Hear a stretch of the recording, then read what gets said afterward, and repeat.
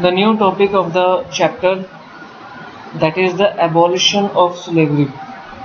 One of the most revolutionary social reform of the Jacobean regime was the abolition of slavery in the French colonies.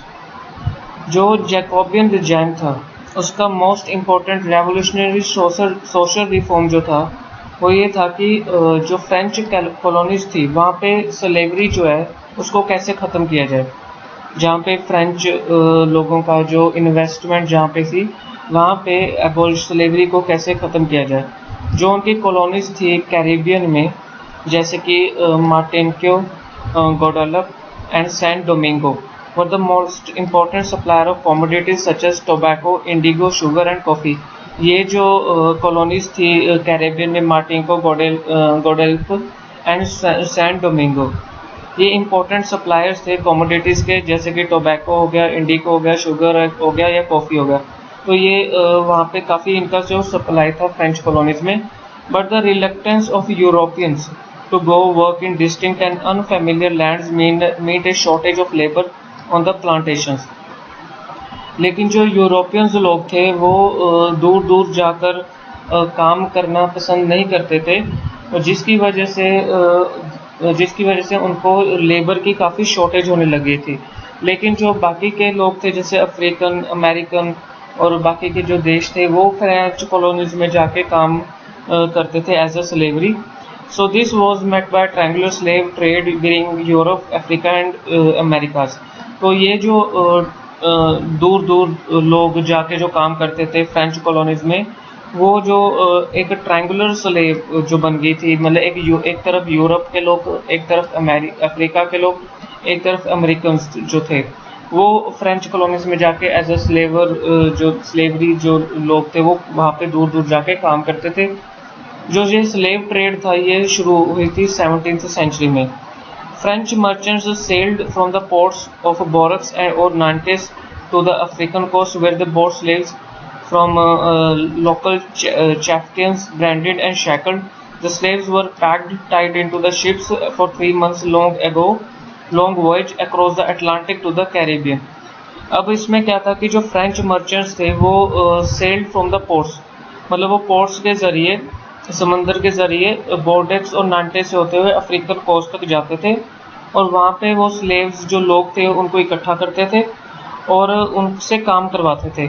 उनको ships से लाया जाता था, फिर उनको अटलांटिक ओशन से के ज़रिए कैरिबियन तक उनको पहुँचाया जाता था।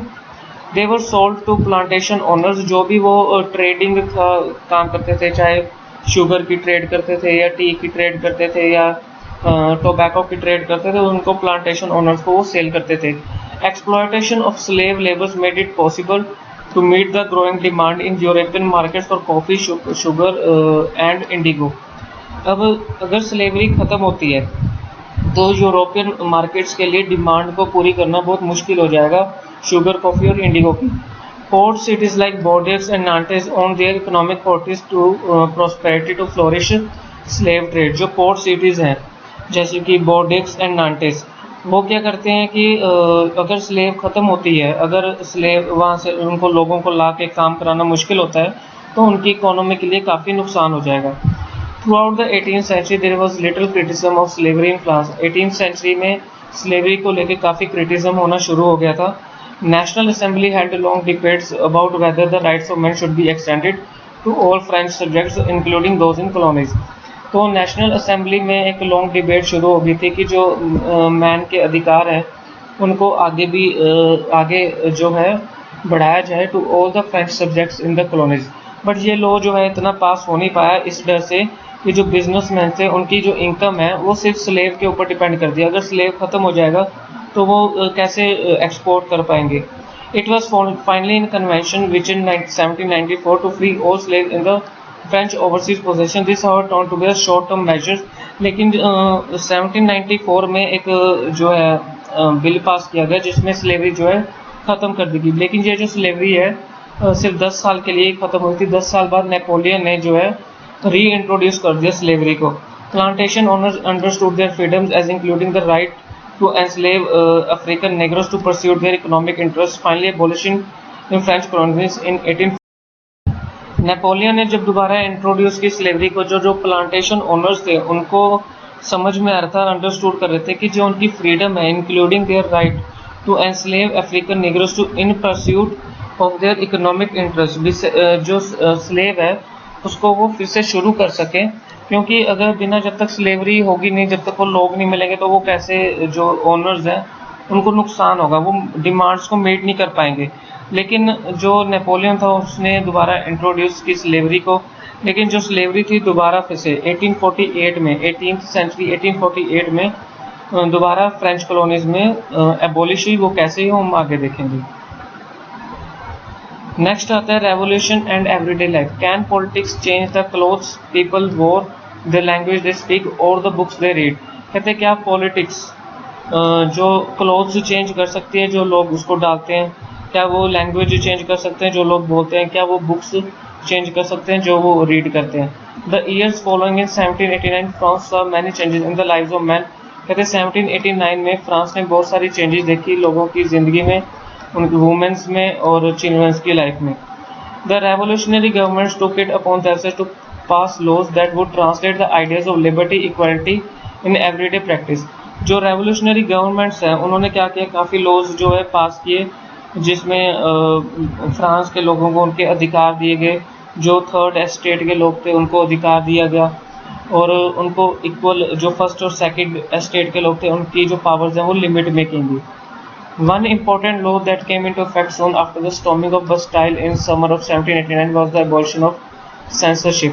एक important law हमने देखने को मिला आफ्टर स्टॉर्मिंग ऑफ बेस्टाइल, जब लोग जो हैं थर्ड एस्टेट के लोग थे, जब वो गुस्से में बेस्टाइल की ओर गए, एक ग्राउंड में गए, फुटबॉल ग्राउंड में, वहाँ पे उन्होंने अपनी नेशनल असेंबली जो है बनाई, जिसमें उन्होंने खुद ही अनाउंस कर दिया अपने आप को national assembly.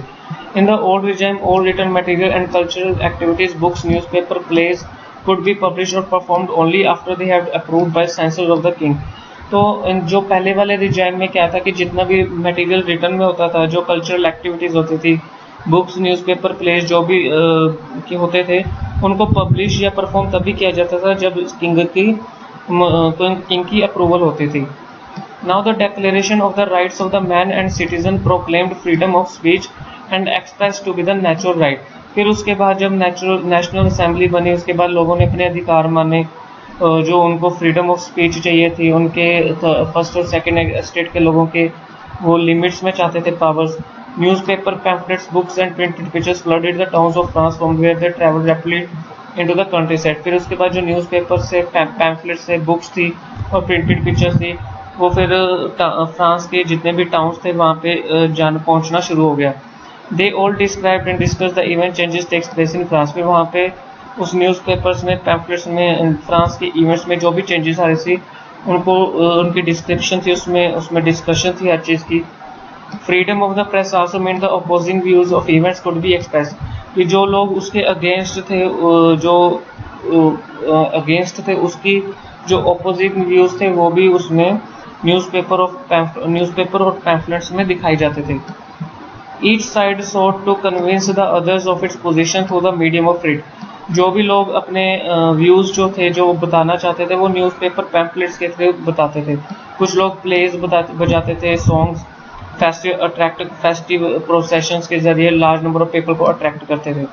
This was the one way could grasp identify the ideas such as liberty और justice that political philosophers write about the length in text handful of educated people could read। इसलिए ये जो उनके पास एक तरीका था कि जो लोग हैं उसको पढ़ें और आगे आएँ और अपने जितने भी राइट्स हैं उसके लिए वो लड़ें, उस चीज़ के लिए।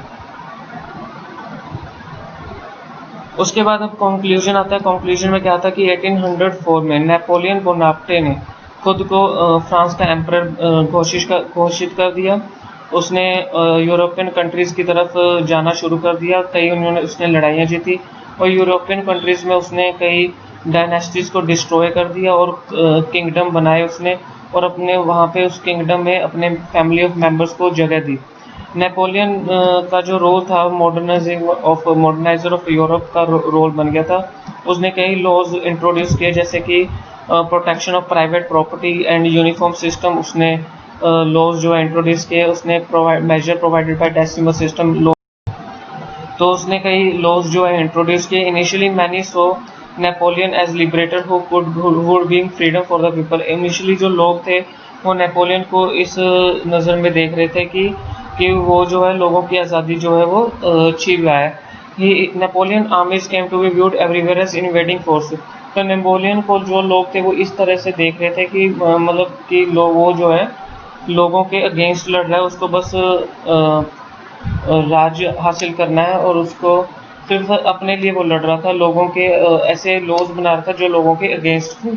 बाद में उसको हार मिली वाटरलू में 1815 में। Many of his measures that carried the revolutionary ideas of liberty and modern laws to the other parties of Europe impact on people being long Napoleon had left. कहते जब नेपोलियन वहाँ से चला गया, जब नेपोलियन की हार होगी, उसको हार मिली, तो उसके बाद कुछ लोगों ने ये महसूस किया कि अब जो है उनको आज़ादी मिली है और अब जो है उनकी लाइफ में बहुत ज़्यादा इफेक्ट आएगा, कुछ चेंजेस आएंगी। The ideas of liberty and democratic were the most important legacy of French revolution. French revolution का सबसे बड़ा पार्ट था लिबर्टी एंड डेमोक्रेटिक राइट्स, जो उनके अधिकार थे। The separate from the France to the rest of the Europe during the 19th century. ये जो लिबर्टी और डेमोक्रेटिक राइट्स थे फ्रेंच रेवोल्यूशन, फ्रेंच लोगों के लिए, ये फैलने लगे रेस्ट ऑफ द यूरोप में during the 19th century, where feudal systems were abolish. जहाँ पे फर्स्ट और सेकंड एस्टेट की जो पावर्स लिमिट में की गई थी उसको ख़त्म किया गया। Colonised peoples rework the idea of freedom from bondage to their movements to create a sovereign nation state. जो कॉलोनीज के लोग थे, जो फ्रेंच कॉलोनीज के लोग थे, उन्होंने फिर से अपने आइडिया को रीवर्क किया, आज़ादी के लड़ाई को फिर से उन्होंने रीवर्क किया to create a sovereign nation state, ताकि वो एक इंडिपेंडेंट स्टेट बन सके। Tipu Sultan and Ram Mohan Roy are the two examples of individuals who responded to the ideas coming from revolutionary France.